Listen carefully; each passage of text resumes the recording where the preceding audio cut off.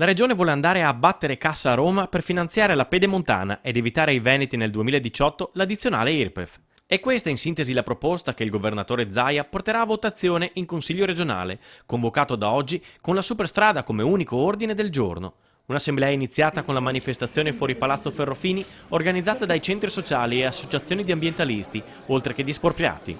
Attimi di contatto tra contestatori e personale della Regione per uno striscione polemico. Stanno vendendo il Veneto! Lì dentro si stanno vendendo il Veneto! Il problema è che noi vogliamo un'opera che non si sostiene. Io sono per le strade, dovrebbero unire i popoli. Le strade servono a unire i popoli. Contestazioni che riflettono soprattutto la situazione di stallo, sia sotto il profilo ambientale, con cantieri aperti a macchia lungo il tragitto individuato, ma anche economico, con la fila di espropriati esasperati in attesa del rimborso.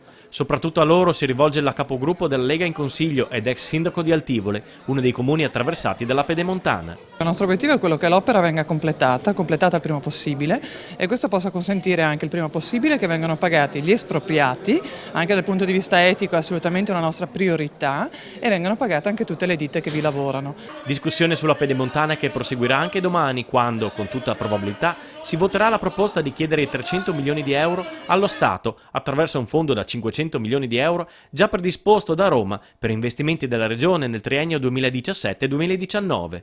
E questo, sottolinea il governatore Zaia in una nota, tenendo conto di quanto i veneti versino allo Stato e che, grazie alla Pedemontana, comunque lo Stato incasserà miliardi di euro di IRES, IRPEF e IVA.